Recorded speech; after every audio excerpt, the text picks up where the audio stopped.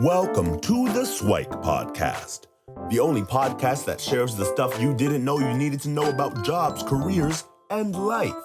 The SIWIKE podcast, the stuff I wish I knew earlier. And welcome to the SIWIKE Stuff I Wish I Knew Earlier podcast. We are here with one of our new guest hosts, Dustin Heywood, who is also known as the EvilMog, and we will get into a little bit on his background in kind of cybersecurity and offensive penetration testing and all that good stuff. But if Dustin, you can tell us a little bit more about what you're doing now, and then we'll get into your backstory of what you were like as a kid. So Dustin, what are you up to now? So right now I work for a little company called IBM. They're a little group called X-Force Red. X-Force Red is a group of hackers and penetration testers. I lead up the technology group for X-Force Red now. So basically what that means is I run IT operations for hackers, which have a lot of the same IT problems as regular folks, only their issues are a little more unique in cases. Sounds good. So if we can go back in time and think about, well, what was Dustin like growing up? What was he like as a kid? Maybe your earliest, fondest memory, that sort of thing. And then how do we, we'll kind of take the journey of then all the way back up to present day. So what was Dustin like as a kid? So Dustin as a kid was incredibly awkward. I was a nerd, bit of a geek. Oddly enough, they thought I was actually intellectually challenged and special because I couldn't handle picking up a pencil back then. Because back then, everyone was it was all based off of how well you could handwrite or print. And because my printing looked like scribbles effectively, they're like, oh, hey, this guy can't write. Let's put him in this remedial education training classes. I needed access to a computer or a typewriter at that point because computers weren't really a thing. Mom stole a telex machine from work back in the day, so I could only type in uppercase. So I was typing all my reports in uppercase to get through, and all of a sudden school started becoming easy. Oddly enough, though, I didn't get into IT until my mid-20s. I started off actually working manual labor jobs, everything from pizza delivery to packing potato chips in a chip plant. And that's actually how I got into IT. I dislocated my shoulder packing potato chips. I was couldn't really do anything at the time. I was actually a reservist in the Canadian Forces teaching kids how to fly gliders. And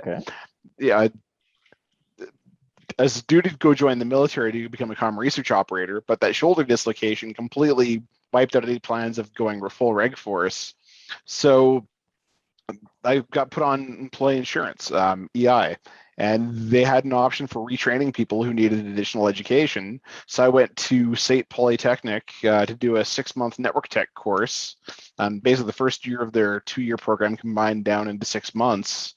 Somehow wound up working small IT shops, wound up at IBM briefly for about 7-8 months. Then I decided to go take a job in Afghanistan hooking up comm towers. So I went over to Afghanistan in 2009, 2008, around that time frame. Worked in the desert for a good solid year. Came back after, some interesting stories for another time. And I was looking for another job. Found a government-owned bank that was looking for IT security folks. So I went and I applied, figuring I had absolutely no experience doing IT security, even though I've been kind of hacking as a kid and as a teenager, messing around and everything else. Went in for the interview and I'm like, hey, by the way, I've got no actual IT experience other than no actual IT security experience other than practical, in Afghanistan, getting shot at, hooking up firewalls, running network cables and everything else. And I was going up against somebody with a master's degree and all the school education, but no actual practical experience. And somehow I won out. It just worked out that my particular skill set of being able to hook up firewalls under pressure, deal with IT problems when stuff's literally on fire, intrigued the hiring manager, and I got brought on as a security analyst. From there, I wound up doing a little bit of, online education myself, did the offensive security certified professional, taught myself how to hack. And then I wound up doing hacking for the bank. Went to a couple of security conferences and thus started this 8-9 year career of information security research that led me to where I am today. That's amazing. So a lot of amazing stories and stuff to unpack. And for those detailed ones in Afghanistan, that's probably a different episode. But yeah, I'd love if we went back earlier. So that awkward kid couldn't write. So walk us through a little bit about kind of that experience. So for those of us who are a little bit more, let's call it academically challenged, and not necessarily because we're not smart or anything. It's just that the system sometimes doesn't necessarily allow us to thrive in that setting. Walk us through a little bit about what's going on in your head. So like, did you think you were dumb or not No, well, smart? I thought I was Or like, dumb, but same token, like I was reading grade 10 books like left, Sure. right, and center. I was doing math in my head that was, scaring teachers. It just took about, I want to say kindergarten, grade 1-ish to convince them that I actually didn't belong in the special ed class and I could Right. actually go back into regular schooling. And then it led to, like, I think the thing I hated about it back then was because computers weren't, a thing, or even typewriters were a thing. Sure. My remedial training was spending 4 hours trying to grip a pencil handwriting. Well, I found out later on as I growing up that one of the common features in the autism spectrum people, or back then it was called Asperger's syndrome, is poor hand dexterity. Like to this day, I still can't pick up a soldering iron. So the education in Alberta and BC wasn't really adjusted towards really gifted people that just can't pick up a pencil. So it was frustrating. And then back then, computer nerds were, bullied and picked on heavily in school because they weren't exactly cool, right? If you were smart computers, you're liable to have footballs thrown at your head by the football team. So high school wasn't exactly the most friendly of times for me. And I honestly wish that we had some level of like the level of support we have today back then, as I probably would have had a far better youth / young adulthood, knowing that there was support out there. Like I didn't get diagnosed with Asperger's until I was 17. Okay. And walk us through a little bit about kind of that high school experience. So as you mentioned, kind of the stereotypical computer science nerd and being picked on by the football players or the sports team or whatever it is there. But you kept at it. So what was kind of the evenings like? How did you learn? How did you grow? And what was kind of in and out of the curriculum? And how do you kind of like keep that mental fortitude to just get great at what you wanted to do? Well, I spent a lot of time in the library. I mean, when books were like a new OS would come out, like Mac System 7, for example, and here I was 10 or 11 years old, I'd run down to the library, do an interlibrary loan, get one library to ship over the big book on the manual, read it cover to cover, and start, working with the school computer lab stuff. I eventually got my own PC at 12, 13 or so back in the early Pentiums. And then I got the Windows internals books and started pouring through those and started programming. I actually got banned from computers in grade 10 for the entire school year. But I had to complete Computer Science 30 on pencil and paper because I was messing with the Novell network at the time and causing some problems for the school sysadmin. So I wish back then someone sat me down and said, look, there's fun and then there's boring, and being banned from the computers or potential criminal charges later on. Thankfully, I never got nailed with that, but those are boring versus being allowed to do cool sysadmin stuff is fun. So I wish they would have had some kind of like guidance back then for the wayward souls like us who just wanted to go play around.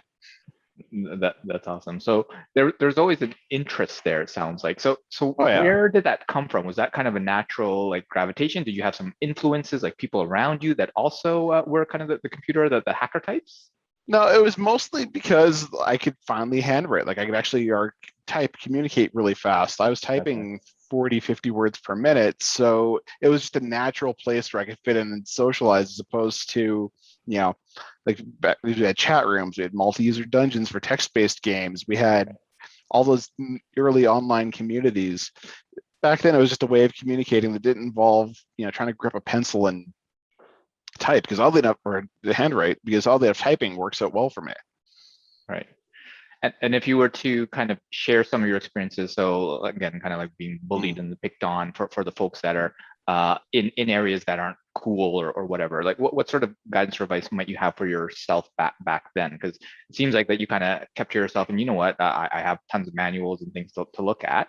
But were you like immune to those kind of societal pressures and expectations? Oh, no, I hated, like, being bullied was one of the worst things out there. And it's just, it gets better, right? I mean, and that's the thing. Everyone goes through that phase, or at least I went through that phase. And people kept telling me, hey, when you get into your 20s and enter the adult world, the people who are bullying you will probably be flipping burgers, and you'll probably be working at some multinational corporation doing something really cool. Sure. Well, I looked back through my yearbook, and a bunch of them still are flipping burgers or doing other manual labor jobs, and I am where I am now. So sometime around my early 20s, I kind of went to a music festival once, and I just learned how to let go. I was wound tighter than a drum up until my, just from all the years of going through stuff. And I learned how to relax. I mean, yeah, met some cool people in college. They were all nice and friendly. And then I just learned to, live in the moment a little bit. I don't know, something just clicked. And if you go back to that point, can you kind of pinpoint what it was, or was there a specific moment? I'm always curious about when like those epiphany type moments or those clicking moments. Is there something that you can actually go back and recognize? Kind of, yeah. I mean, basically, I'd already dislocated my shoulder. I'd been kind of off work for a little bit. School was about getting ready to start for my second run through school. I mean, first run through college, obviously. And I realized, hey, this is a chance to just readjust how I'm doing things. It was a nice sunny day. The epiphany just sort of hit. I must have been about 23-ish. Nothing really else was going on. Friends like, hey, come down to the bar. Let's go for a beer. I guarantee you by like the end of the weekend, you'll see things right as rain. And I don't know, it was a great day and things clicked. Okay, so it was just one of those kind of serendipitous moments where folks help you. So I'm just trying to find out if there's a way for folks to kind of cultivate and grow to that point. So if we kind of walk through high school, I mean, bullying happens, you'll get through it, and like you said, chances are you'll be in a better shape, maybe the boss of someone that was picking on you before. What was the choice for school, right? So you mentioned you did like kind of second run. How did the first decision get made, and like, was that useful, or what would you have done differently on that side? But how did kind of that progression from high school to college take place? So high school, I wound up going through that same trap a lot of smart people go through, in that they get really smart in some classes, then they stop trying and they start skipping classes just because they're like, this is, not my thing. I wound up failing math 30, math 31, low marks in chem, physics, the whole 9 yards. And it cost me a lot of time to get back into college to go regain those classes back. So the only advice I can give to the smart kids out there, just because you're smart, things come easy, the difficulty level will ramp up. And I strongly regret not learning how to work when I was in high school. Okay. And what sort of work practices would you kind of instill upon yourself if young Dustin was actually willing to listen? Yeah, if young Dustin was willing to listen, I'd learn how to study. I mean, back then, I didn't have to study at all. I'd be the kind of person who would skip all the classes, show up late for the exam, finish it in 20 minutes, get 90% of the exam, walk out, and kind of leave. It infuriated my teachers to no end. But I didn't like doing the homework because it was the same old thing I'd learned in class, and class kind of bored me. And so I didn't learn the art of sitting through stuff that absolutely bores you to go hammer out. And that really stunted me up, even when I got my new job here in my current professional role, because when we're not used to writing reports, they become such a chore. Like learning to love writing, or at least get into a groove on writing and get punched through that, hey, I've got this massive report due. We have the saying in the industry that the hacking is free, the report's what costs money. Okay. So I wish I'd learned that art of, I've got it down now, but it took a lot of hard hours of practice.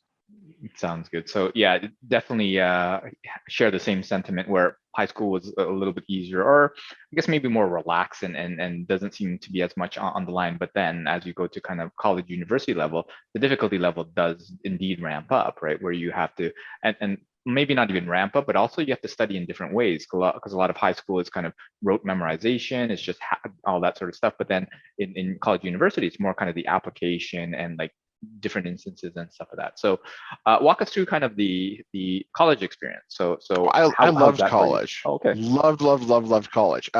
College is very much everything about being, fully applicable. Here is this, go learn it, do it. I'd already learned most of the prerequisites. I was mostly in there for the certification. So like my first couple of classes, I was getting 90%, 100% in a couple of the Linux classes. I kicked out of Linux 1 because they hauled in an instructor who started trying to teach Linux. But then he moved on to talking about the Free Software Foundation and ranting about Richard Stallman and the more about the politics of free software as opposed to actually teaching how to use Unix. So I stood up in class and said, hey, are you just teach us how to use Unix, or are you going to go keep ranting about the philosophy? He's like, you've done this before, haven't you? I'm like, maybe. So I got kicked out of the class, told to write the exam, got 90% of the exam, and that was my mark for the class. So I got to sit out for 2 weeks doing nothing. But it's just one of those. Yeah, so college was entertaining. The group work took me a little bit to get into, learning the teamwork of things. I'm glad I learned that bit. But college was actually some of the funnest times I had. I finished my course off extremely quick. So, and you talked about group work and learning that and getting used to that. So what was the process like in that, right? Because in high school, you might have a few projects, but probably not very many. But generally in college, university, there's a lot more of that. So what was the process for you to get better at group work? Yeah, my problem with group work was I wound up doing most of the work myself. I was terrible at delegating because I already had an answer. What finally reset things for me is because I was so good at stuff, we had this final project where we were a mock company responding to an RFP. So they posted this RFP, we had to go reply to it. Somehow they made me CEO. So I spent more time doing paperwork than I did the tech stuff. And then people kept yelling at me for not doing all the tech stuff. I'm like, hey, look, here's all your paperwork you guys were doing. I'm reassigning this firewall. I wanted to redelegate appropriately, and then the project came forward. But the first couple of days, I was like trying to do all the tech work and the business work at the same time, and it just wasn't working. Sure. So it was kind of identifying that people have different strengths and all that. When you take everything, then, well, a lot of the stuff that you're good at naturally doesn't get done. So you might as well delegate, give it to other folks. And then, hey, all the stuff that you're good at, it becomes kind of a little bit more natural.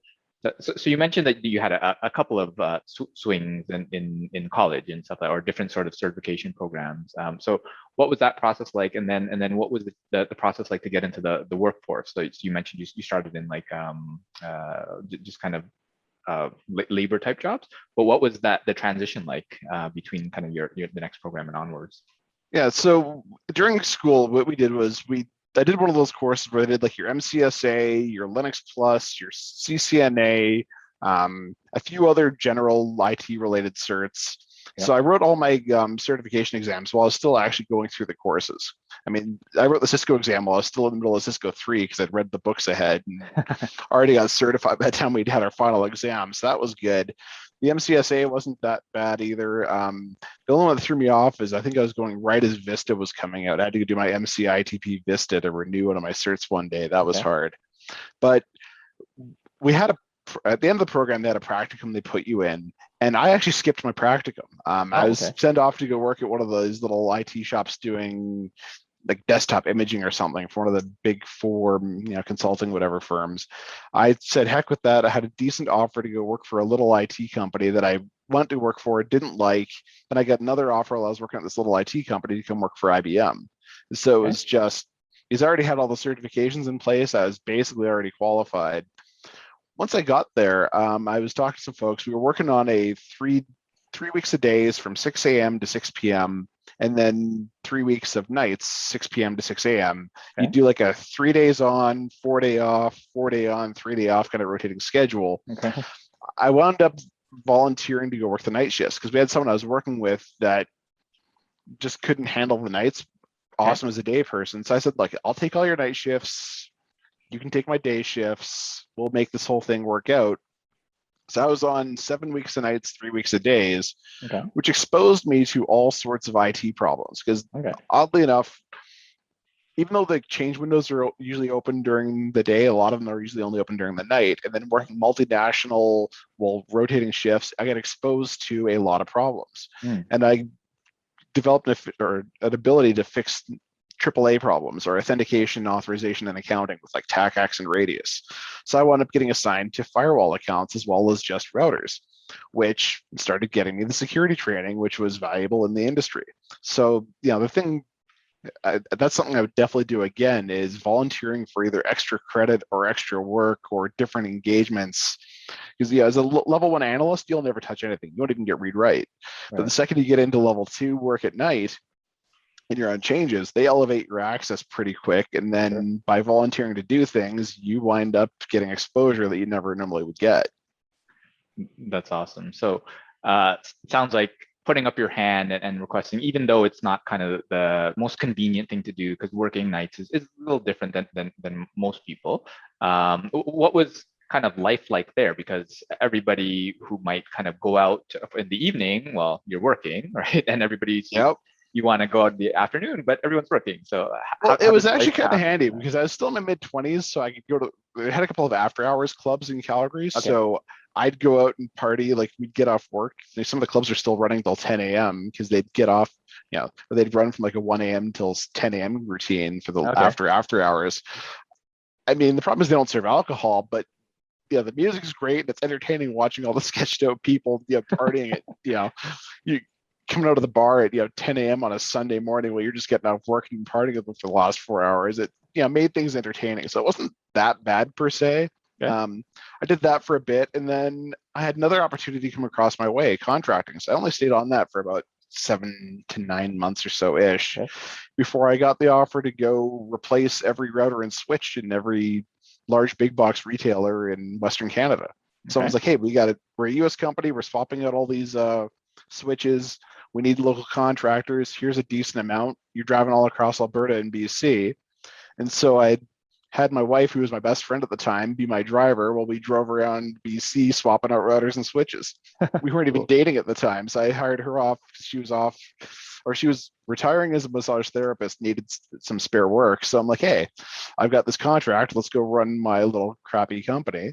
So did that for a bit, and then when that finished, I got the Afghanistan offer and went to Afghanistan. Cool.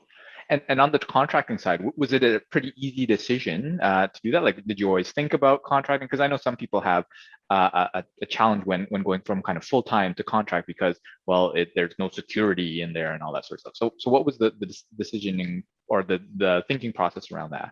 I mean, I was still living in my parents' basement at the time, so if I failed, it like didn't really matter if I was between contracts for more than a little bit. I had 6 months living expenses in my account at all times. So I mean, if I was short, okay, big deal. It didn't really factor much in my decision. Nowadays, I'm full time and I refuse to do contracts, so it's all up to an individual personal preference. Yeah. Sounds good. So it sounds like that a lot that helped was a little bit of that kind of risk mitigation factors, right? So you had savings there, and obviously you could just continue living with your parents. That's not a huge deal, that sort of thing. So that kind of gave you kind of a little bit more that peace of mind that, hey, if things kind of go the wrong way, then you can always recover from that. So talk to us a little bit about Afghanistan. So that offer, like, does it just come out of left field, or was there kind of like incubation? I've been kind of eyeing the local job boards for contracts, and I'd seen this little place by this company come up a couple of times. So I was working as a defense contractor for the group that had the contract to manage the morale, voice, and internet services for the Canadian Forces. So the system was called Global Connect, and basically every time a soldier or their family called their families back home, it was on this system. My particular job was I managed Kandahar Airfield, as well as the region, or as well as all the surrounding forward operating bases. So I had 5 forward operating bases and a handful of police sub-service stations I had to go out and service. So you either take helicopter or you take ground transport to get out there, you do your repair, make sure everything's functioning, you come on back. I was told, hey, look, you may not have the satellite experience, but you've got the network experience. We're going to send over a guy who just released from the Canadian Forces. He's the foreman of the Joint Signals Regiment. He'll be your satellite guy and boss on the field. You just do your IT ninja stuff and make sure everything works. And it wasn't bad. I mean, it was hot, it was cold, it was rainy, the environmental conditions out there were pretty gnarly. I mean, there's this dust, it's almost like moon dust. It gets in everything. So unless you're taking it's like this really gritty, like fine sandpaper like dust that just destroys everything. So you're constantly taking an air compressor to devices. And we had this little cyber cafe out there for people to do some mild gaming and stuff like that. Trying to keep video cards working in Afghanistan heat with this dust was just a nightmare. And then you deal with phone calls trying to maintain decent voice with 200 milliseconds of jitters. So, and like, let's call it 1300 milliseconds response time. So there's about a second and a half delay between when I say something and when, my lips move to go along with it and back. So it's like almost talking in walkie talkies. It's like simplex communication. Yep. The isolation was pretty gnarly, but I was home, every 3 months for 2 weeks and then fly back out there again. And then when my rotation was done, that was it. Best thing I ever did in my life, and I got a medal out of it. So that's amazing. So talk to us a little bit about like kind of that first deployment project or whatever you call it. So were you scared, excited, about a bit of both, or some other emotions? Like, I was fairly excited and a bit of scared. I had to release from the reserves completely in order to get out there. They didn't want a reservist out that's not actually on the combat mission in country, so I had to release from that. Make sure everything was all clocked out. My parents were so freaked out it wasn't even funny. Writing my will at 26 or so was a bit weird. I'm not going to lie. That was the most bizarre thing. And then, of course, having to sit through by the way, there is no life insurance for this, or there's no insurance for that. And here's all the scary stuff. Here's your payout in the event, anything weird happens. The security training, showing up for like 9 vaccination shots in one day and then going back like 3 months later for another full round of vaccinations was kind of bizarre. I got sick my first 3 weeks over there. Apparently everybody does. There's this thing called the Kandahar crud, where it takes everybody out within the first couple of weeks, and then after that you're typically good. It's like a nasty flu almost. Okay. But once you get over that, it wasn't bad. The heat was what killed me. I showed up, it was cold and rainy. Actually, I flew into Dubai first, then flew into Afghanistan, so it was hot. Then it flew in because it was winter monsoon season in Kandahar, so it was raining so bad my first couple of months. And then the heat, like in the summer, was plus 65 Celsius on the tarmac. Like it was brutal hot. Wow. But nothing beats an iced cappuccino in the middle of the desert. Because we had a Tim Hortons out there, so. Okay. A little bit of home out there. Yeah, exactly. But the weird IT issues you deal with when you're out there are just, I'm so glad I had some experience doing some field deployments at, like the other big box retailers and, dealing with the stuff working in a knock before I went over. But if anything went wrong, you had no support. Like you were the guy who had to sort it out, and that was it. And when things break, they break spectacularly out there. Right. Can you tell us a story about one of those spectacular breakages that really caused some grief for you? No, but I can give you through an interesting story that we blamed a network outage that happened every single day for about a week on what we thought was electronic warfare jamming, which typically happens. Like they have these jammers that jam the bombs, do all their things, and so we were thinking that was taking out our satellite. Well, I decided to go take a look outside one day during this outage, and it happened to be roughly, let's call it 9-10 in the morning. And lo and behold, there's this giant ball of plasma in the path of my satellite, blocking all the RF. So really, it was just the sun that was stopping us. But we were for weeks on the ticket blaming it on enemy RF. Solar transit finished. All of a sudden, our comms came back online, and everyone was happy. But it was the most frustrating couple of weeks we were dealing with. Yeah, it sounds like the enemy has a leg up on you, and you realize, oh, it's just Mother Nature and the sun. Yeah, pretty much. Yeah, that was a funny one. I think the coolest thing we did, though, is we discovered we had a bunch of extra satellite bandwidth on our download frequencies, just due to the way we did our traffic engineering. So we were able to pipe in the Stanley Cup playoffs over satellite into Afghanistan, and that made everyone's day. Yeah, definitely. When you can kind of normalize things with the entertainment back home, that definitely helps. Exactly. But what was the process to kind of put Afghanistan like on hold and be finished with it? Right? Was it kind of like the end of the contract and then you just didn't renew, that sort of thing, or were there other factors at play? Normally when you go in there, you only go over for a 6-month contract. I renewed my contract 6 months in for an extra 6 months. Okay. And then we had some interesting issues. My convoy, or my last couple of convoys, kept getting bumped. Well, they weren't really bumped per se, but we had issues en route that resulted in a number of folks being rather scared. And so after a number of incident reports, they're like, look, man, you're bad luck. We're going to rotate you home, pay out your contract, rotate in somebody else and call it a day. You've done your time, enjoy. And I mean, I'm glad it ended that way because, there's so many other ways that could have ended. Sure. And they were really good about it because they like, hey, look, this other company, we've got a program where we find people the placement program to get them jobs after they leave. And so, that's why I was constantly looking on the job boards. It was this placement program. It's like, hey, why don't you apply for security jobs? I'm like, well, I'm not really a security person. I'm a network guy. They're like, dude, you've done firewalls, you've done like all these things. You are more than qualified. Just because you don't have the title doesn't mean you're not a security person. And that's, kind of how I got into the field that way. Nice. So tell us a little bit more about kind of that detail process. So you're now back home because you don't have to go back. And did you have something waiting for you, or did you have to go through No, application? I had to go through a you? process. Yeah. So I came home. I had to go talk to the job placement, or it wasn't even job placement, it was employee career counseling and transition assistance kind of program. And we sat through, talked through what I was good at, etc. I was applying for jobs at the time. Nothing really decent was popping up. And then lo and behold, this position for my last company I was at pops up, and I'm like, let's go apply for this. And, their recruitment process was so slow. It took a month just for me to get the interview and another month to find out I even got the job. But you know what? I wasn't really interested in working anyways. I was thoroughly happily retired. And people say, no, you were unemployed. I'm like, well, there's only one difference between unemployed and being retired. And that's the amount of beer in your fridge. And a very wise person once told me that, my father. Nice.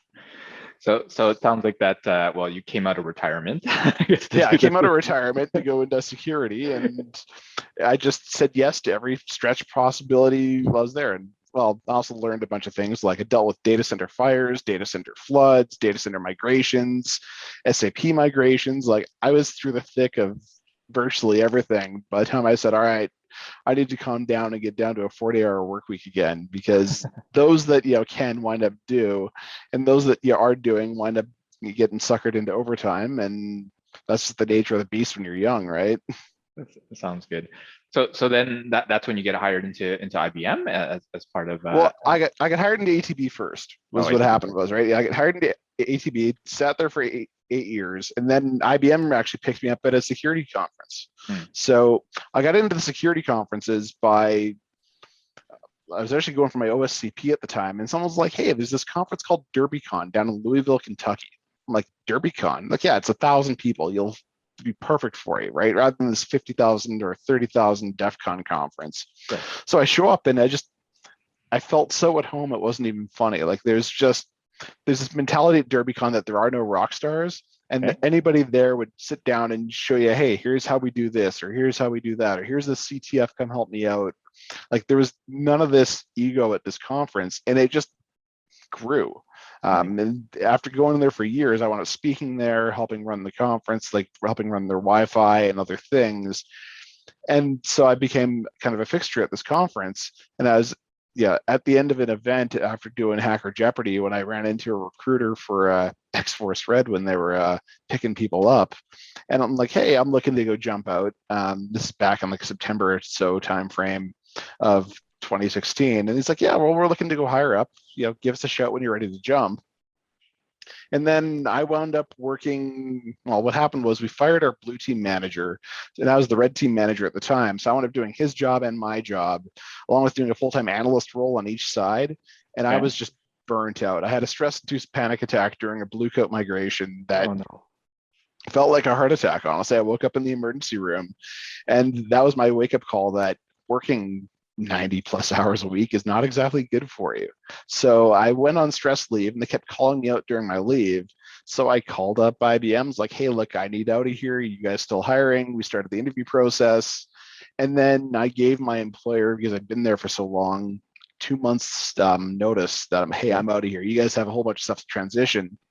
Did my 2 months piece, got out, went over to IBM, and it's been happy ever since. Sounds good. And you mentioned a little bit about kind of DerbyCon and getting involved. Like, what was the process to get involved? Like, did you just kind of put up your hand and say, hey, I just want to speak, I want to network, I want to do all that sort of stuff? Because I normally didn't you even get have to to put attend up the my conference. hand. I just Okay. started doing stuff. I was at the Okay. conference and they're like, hey, we need someone to help hook up wireless. I'm like, okay, well, I've got my gear here. What do you guys got for equipment? Went down, started doing configurations, and I started helping run the CTF wireless for stuff because I was there anyways a couple of days beforehand doing training. So I'm like, yeah, I'll lend a hand here, do whatever else. I get a couple of drink tokens out of it and I'll be happy. And that just led to multiple years. I started applying to speak, got accepted to speak, started speaking there every year while I was at it. And then just somehow magically, I got awarded a what they call a black badge in the industry, and that gives you free entry to the conference for life. Right.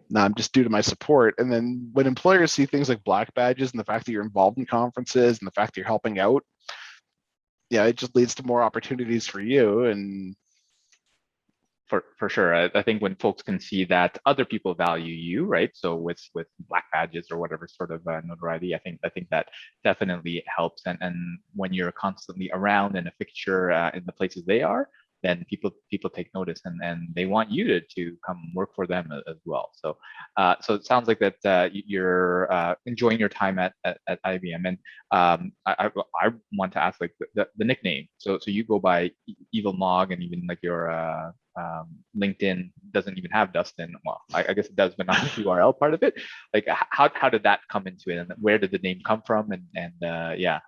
so it was funny. My company, so the company I was at before was a government-owned bank, and they didn't want me doing any research under my own name, so I had to do things under a handle. So had to join IRC, and my gamer tag for ages was MOG, which is also, oddly enough, the first glider I ever flew. CG Mog. It's also a Final Fantasy character, and there's a few other things where it's from. But I ran into a guy named Matthew O'Gorman who has the same initials. So we got together and like, hey, I'll let you keep MOG. I'll go with Dr. Mog or Evil Mog or a few of the other variations of Mog that I've kept around for IRC deconfliction purposes. And so I went by that up until about 2015, when in a paper, somebody released my name, my cluster size, the company I was working for, basically everything. And so I had to come out of the shadows and into the light going, yeah, okay, fine. All this stuff was me. And I started doing stuff as both my name and my handle. But when I was doing talks, all my talks go, hi, I'm redacted. I do redacted for redacted. I'm here to talk about redacted. There you go. So it came from your original online handle, but then the evil came in because someone else had the name. Exactly. And you put in some sort of qualifier in order to do that, and then based on that kind of press release, so to speak, then you got outed, and now you are forever branded as the evil Mog. So that's awesome. So, and I'm totally cool with it because that was basically my resume when I applied at X-Force Red. They're like, where's your resume? I'm like, tell you what, Google me.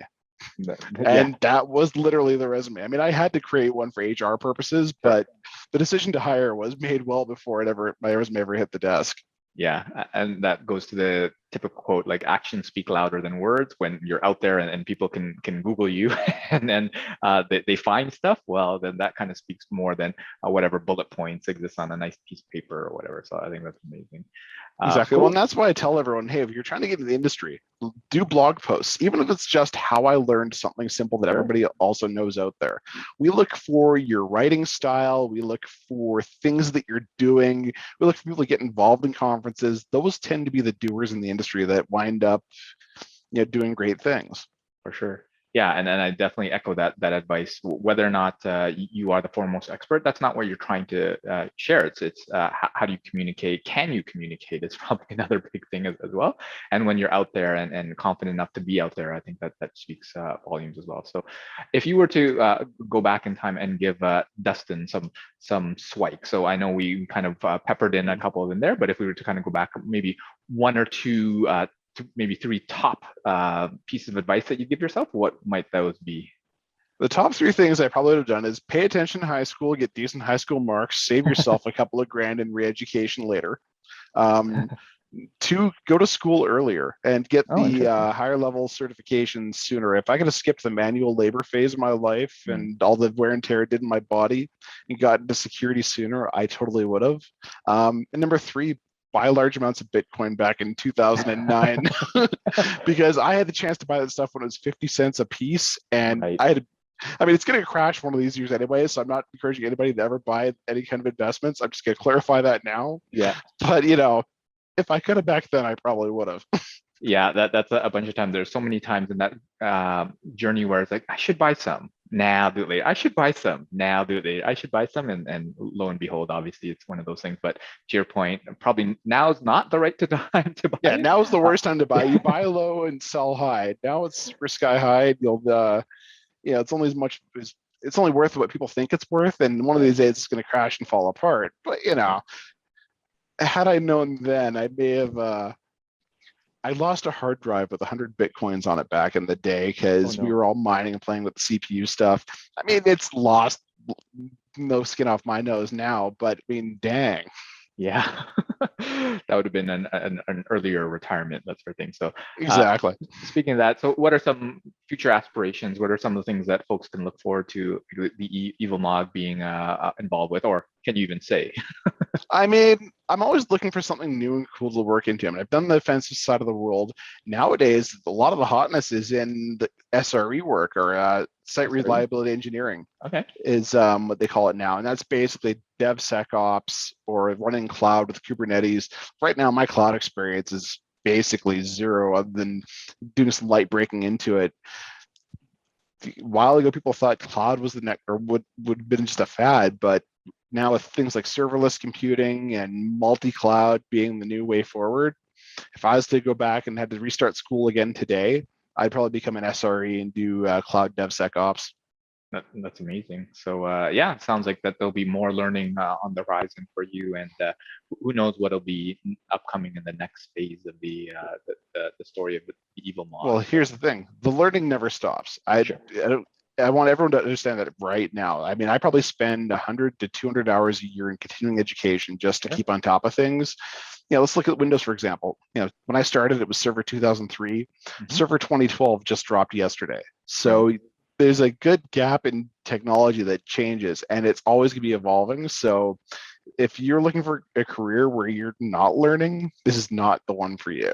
For sure. And I think that also applies outside of tech as well. So obviously in things like cyber and tech, it moves even quicker, but even like accountants, I'm sure they have to learn stuff, and lawyers and all that sort of stuff. There's always new innovations that are happening.